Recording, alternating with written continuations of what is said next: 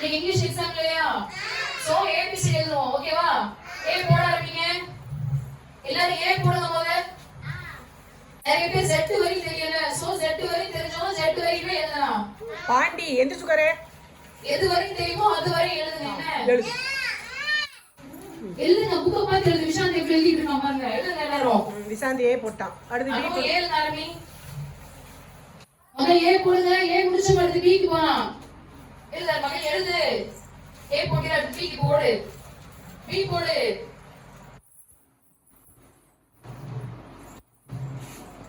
ஒரு சில பேர் ஸ்ட்ரைட் லைன் முதல்ல ஆரம்பிச்சிருப்போம். ஸ்ட்ரைட் லைன் அந்த லைன் கூட எழுதுங்க. என்னப்பா? எழுது பவர் எழுதுங்க. மடமட போயிட்டே இருக்கணும். அடுத்து வரவேட்டு போங்க. டெய்லி ஹோம்வொர்க் எழுதுறோம்ல, எழுதுங்க பாப்போம்.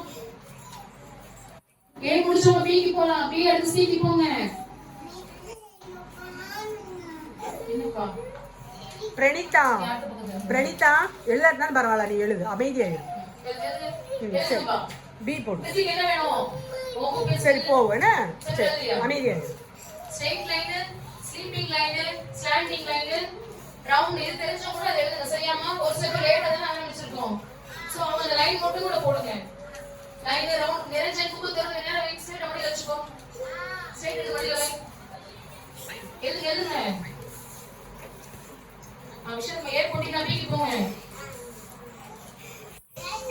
அப்பா அதுக்கு